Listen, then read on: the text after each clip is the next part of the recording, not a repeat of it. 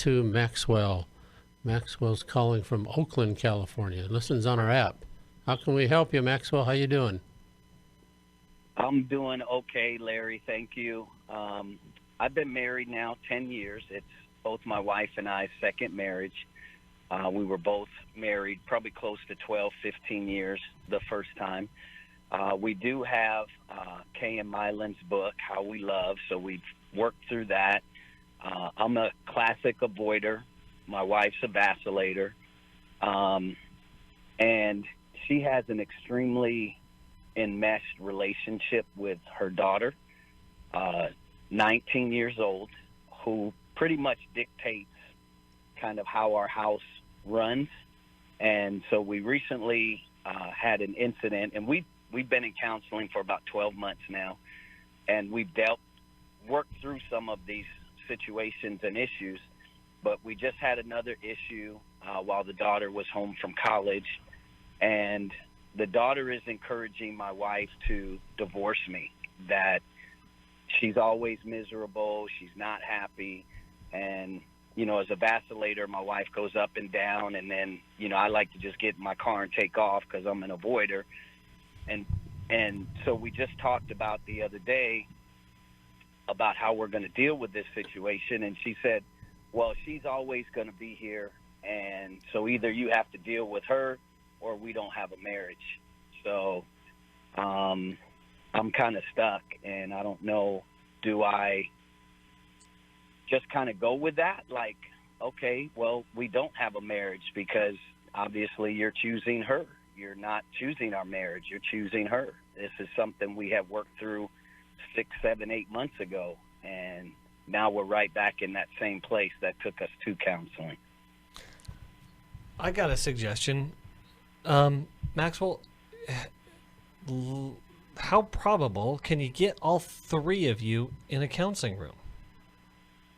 Well, the counselor suggested that while we were in, and she said that she had no interest in that. Who's she? I mean, she has that The daughter? The daughter. Yes. Okay.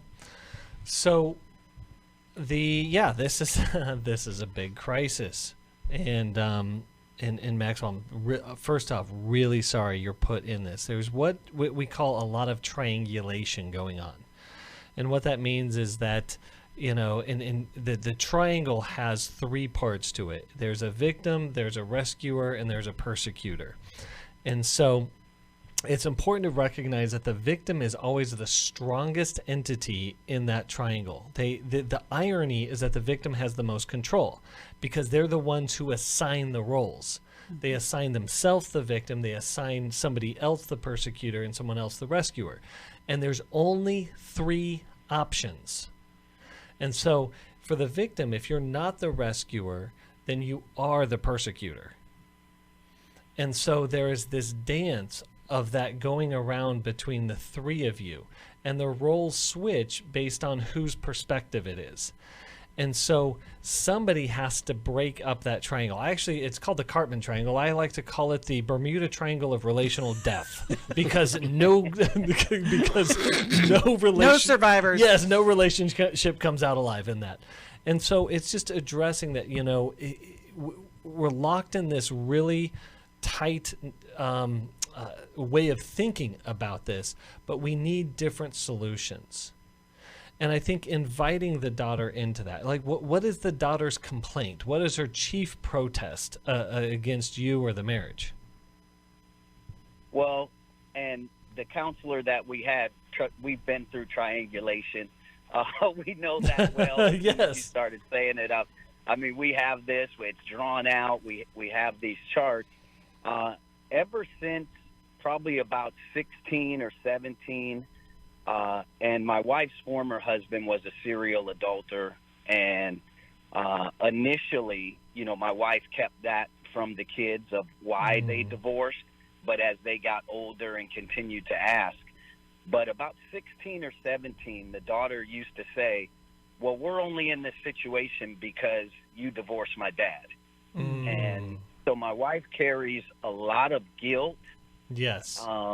So anytime that we establish a boundary, they throw that at her. Well, if you wouldn't have divorced my dad, we wouldn't be in this situation. And if you wouldn't have divorced my dad, we wouldn't have him in our lives. So my wife carries that, and she has some pleasing tendencies when it comes to them. And then with us, of course, she's the vacillator, and then she devalues our relationship and me, of course. And then, we just go on to what we call that crazy dance. Yeah. Maxwell, what is your wife's chief complaint against you then? That I won't engage with the daughter. That I won't. I'm sorry. Well, what's her expectation of engage? What does that even mean? That I'm supposed to do whatever it is she wants me to do. Have you clarified that, or is she actually asking you to control the daughter? No, we've clarified that when we first got married. We had went through premarital counseling. We had all these expectations. The kids were. I had a 15-year-old son, and my mother, who's since passed on, with me.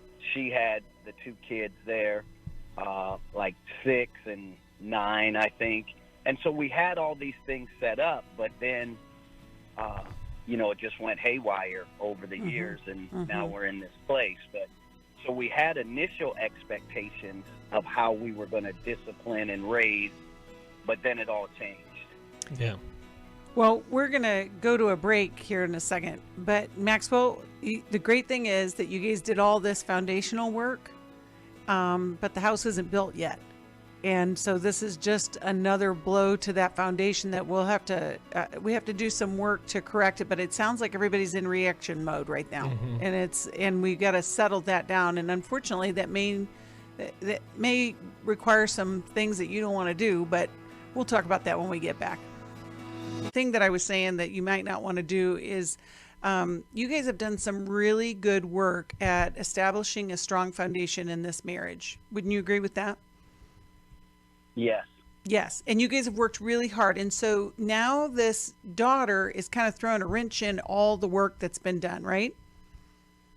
Yes. And you feel like your only choice is stay or go, right?